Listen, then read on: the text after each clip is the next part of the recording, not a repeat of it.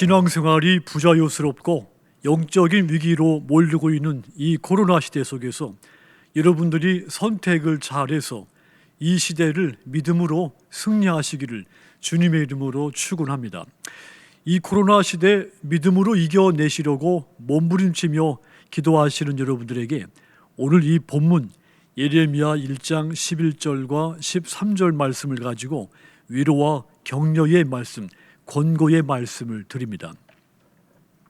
말씀을 제가 읽습니다.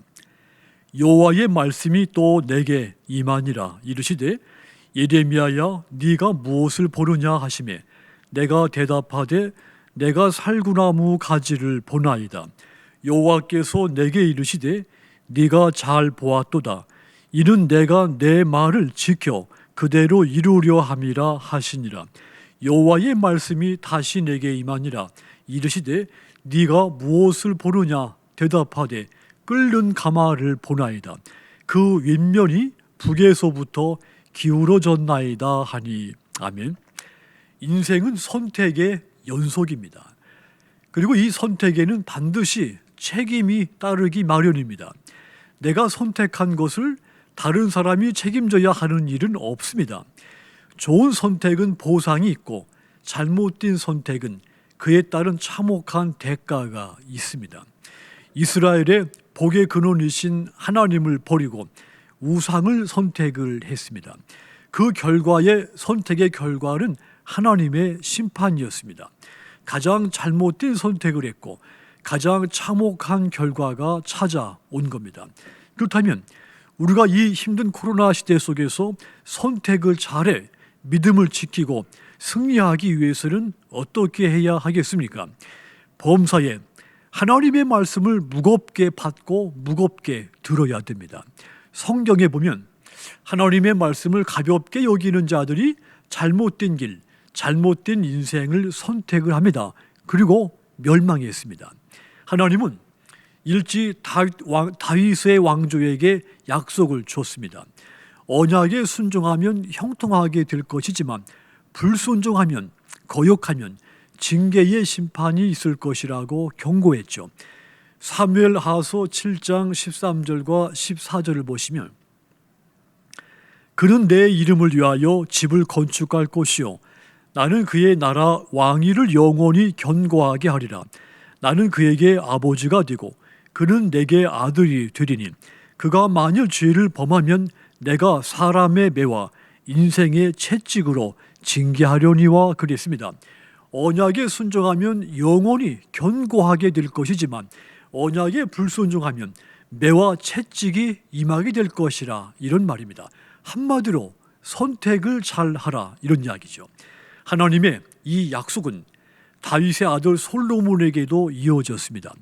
열왕기 상서 9장 4절에서 9절까지 내용이 그겁니다.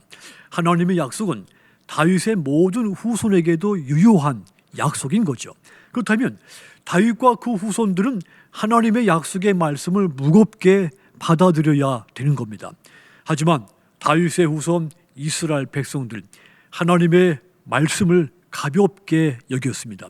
그래서 잘못된 선택을 하게 됐고 하나님은 그 이유로 예레미야를 통해 유다 나라를 심판하시겠다고 선포를 하신 겁니다. 그 증거로서 하나님은 이 예레미야에게 두 가지 환상을 보여줬습니다. 첫 번째 환상이 바로 살구나무 가지의 환상이죠. 11절 다시 보시면 여호와의 말씀이 또 내게 임하니라. 이르시되 예레미야야 네가 무엇을 보느냐 하시매 내가 대답하되 내가 살구나무 가지를 보나이다. 그랬습니다.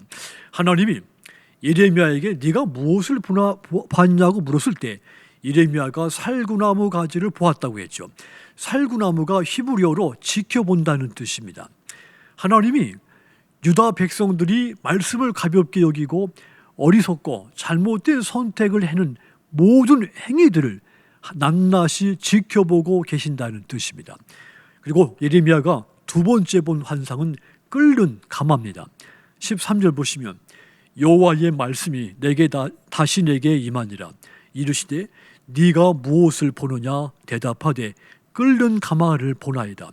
그 윗면이 북에서부터 기울어졌나이다 하니 그랬습니다. 두 번째, 예레미야가 본 환상, 끓는 가마. 가마가 윗면이 북에서부터 기울어졌습니다. 하나님이 유다 백성들에게 북쪽으로부터 재앙이 임하게 하신다는 뜻입니다. 펄펄 끓는 하나님의 재앙이 북쪽, 그러니까 바벨론으로부터 남쪽 유다에 임하게 될 것이라는 예고인 겁니다.